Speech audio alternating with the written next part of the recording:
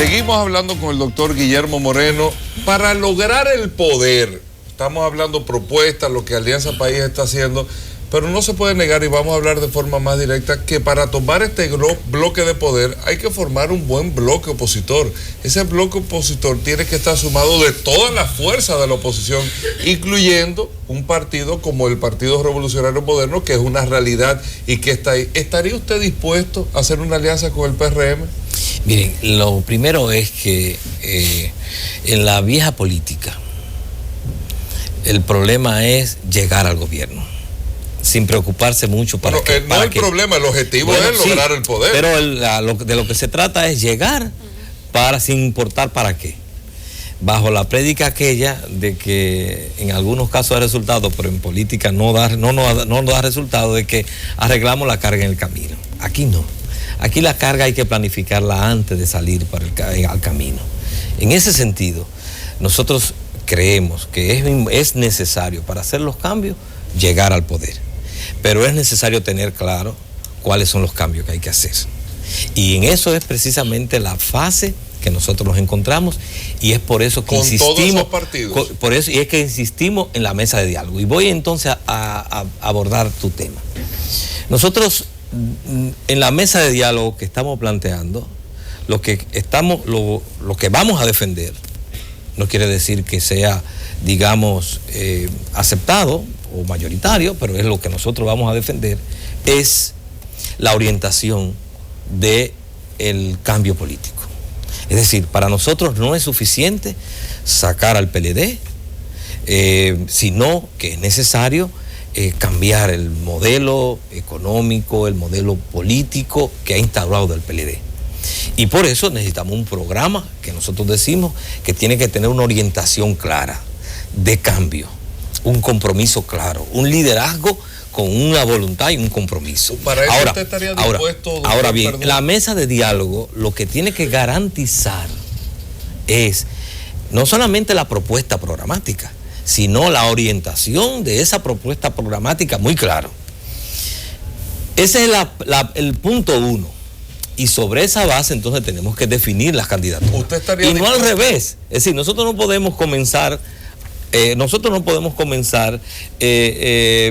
vistiéndonos sin habernos aseado. Es decir, estamos a menos de un año de las elecciones, y hay cierta ansiedad de la población. Y hemos perdido 54 años de transición. Pero ¿Y por qué ahora tenemos que volver a repetir la misma historia que hicimos durante estos 54 años? Estoy de acuerdo. Hay un momento en que hay que hacerlo. Nosotros en cuestiones tan serias como esta no estamos desesperados. Y nosotros somos una organización que deberíamos estar desesperados. Nosotros no estamos desesperados. Lo de él es el triatlón. Entonces en ese sentido, nosotros decimos, vamos a hacer las cosas bien. Ahora, y nosotros podemos, en una semana, en 7 días, en un mes, en el tiempo que sea necesario, definir en este país una propuesta programática de orientación clara para producir, con todo el que esté dispuesto a asumir. ¿Dispuesto usted inclusive a ceder su candidatura o a compartir con otro partido la candidatura? Hugo, te voy a dar una información. Yo no soy candidato. Yo soy presidente de un partido llamado Alianza País, presidente de un partido. Yo no soy candidato. Ustedes han visto que nosotros no hemos hecho convención. Nosotros estamos haciendo una propuesta programática a este país. Y si yo la hago es porque como vocero del partido la tengo que hacer. Entonces, y precisamente no queremos que las candidaturas sean el obstáculo. Ahora, si lo que sí sería un obstáculo es, si nosotros fuéramos a esa mesa y dijéramos, la primera condición es que yo soy, no, pues entonces no es una discusión programática, esto es una discusión sobre cuota de poder. No, Alianza País no participa en la repartición del Estado, porque esa es la vieja política que tenemos que dejar atrás. Nosotros participamos en una mesa de diálogo para una propuesta programática, y sobre la base de un liderazgo comprometido con esa propuesta programática, le planteemos al país entonces un liderazgo, candidaturas que la puedan asumir. Por ejemplo, voy a poner un ejemplo muy concreto para que tú veas la dimensión de esto. Todos en la oposición estamos en contra de la corrupción. ¿Quién dice que no está en contra de la corrupción? Todos. pero la mayoría o una parte es palabra. Nosotros decimos, vamos a ponerlo a prueba. Ningún diputado ni senador de Alianza País puede asumir ni el cofrecito, ni el barrilito, ni aceptar exoneraciones, porque eso es una forma legalizada de corrupción. Ese es el liderazgo que esta sociedad está esperando.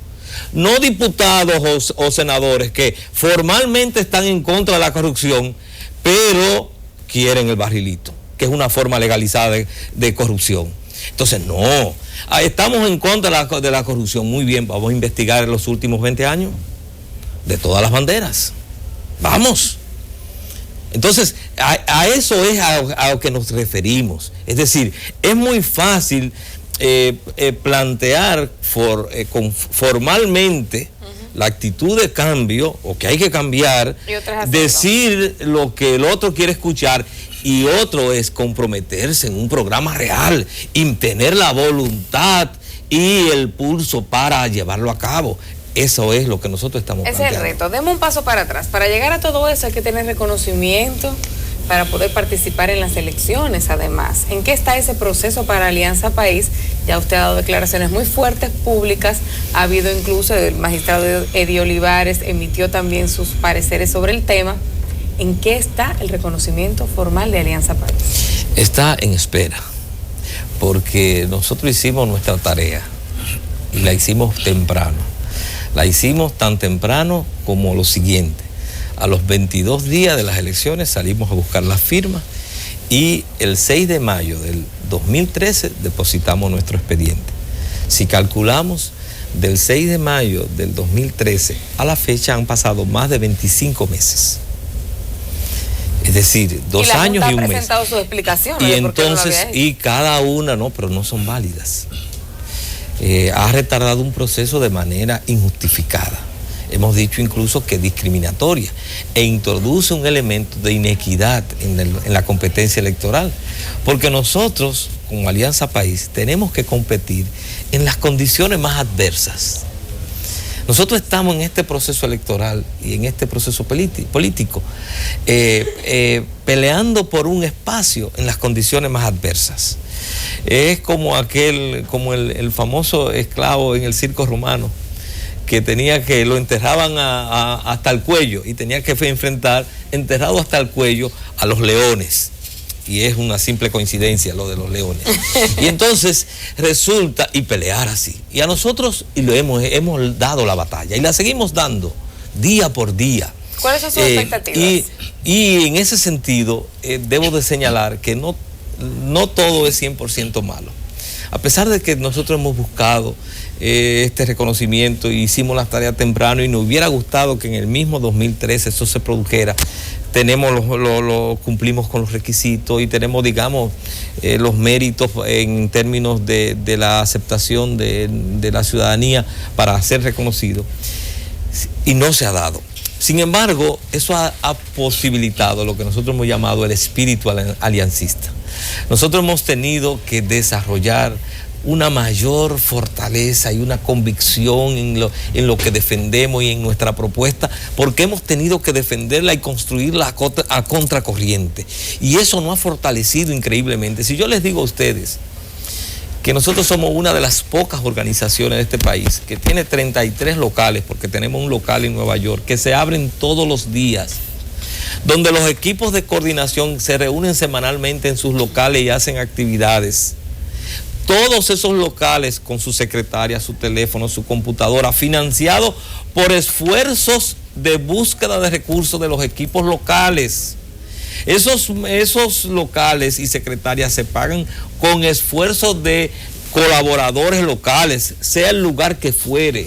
En Santiago, en Puerto Plata, en Nueva York, en Asua, en Pedernales, en San Juan, en Baní, en San José de Ocoa. En cada uno de esos lugares, el equipo de Alianza tiene que todos los meses proveer, pagar ese local, sostenerlo. Y eso ha desarrollado una fortaleza en los hombres y mujeres de Alianza País y una gran confianza, no solo en sí, sino en la sociedad. Ok, doctor Moreno, prácticamente tenemos el tiempo arriba, pues no puedo dejar que se vaya sin una última pregunta. Las encuestas son un mecanismo científico de investigación de la respuesta social a diferentes temas. La percepción, y lo han dicho las encuestas, sobre el presidente Medina, que tiene la población votante, es muy alta, la valoración. ¿Qué puede estar sucediendo en el psiqui del ciudadano dominicano que haga cambiar esa intención de voto de aquí a las elecciones? ¿Qué cosas son diferentes? Ya Leonel Fernández no es el malo de la película para Danilo, ya Danilo le puso el pie en el pecho y lo tiene chiquito. Entonces, ¿qué otra cosa pasa? Que Danilo Medina no pueda llegar a la ruta del 2016 siendo el candidato y el presidente de la República. Nosotros creemos que esa percepción comenzó a cambiar de manera ya radical, porque el presidente Medina se quitó la careta y mostró que es la continuidad del leonelismo, que es el presidente Medina, igual que Leonel, lo único que le interesa es mantenerse en el poder, y que para ese objetivo, primero incumplió su palabra, y la población tiene y valora lo que es un hombre que no cumple con su palabra, no cumplió, no respetó, no valoró su propia palabra. Durante decenas de veces nos dijo a todos que no se reelegiría y dio las razones de por qué la reelección era perniciosa. La mejor justificación la planteaba él. Yo no puedo dar mejor justificación que la que él dio. Yo me siento que estoy en 2003. Y una persona, oiga bien, y una persona, un hombre en este país que no, sin rubor es capaz de cambiar una posición sin incluso hablar y justificarla, de esa manera, sencillamente mentirle, eso tiene un costo político. Pero además, yo normalmente no paso cerca del palacio, o sea que los olores no puedo, pero además ha demostrado que en ese propósito no tiene rubor tampoco en degradar las instituciones, porque lo que ha hecho es convertir el Congreso en un mercado donde todo está en venta.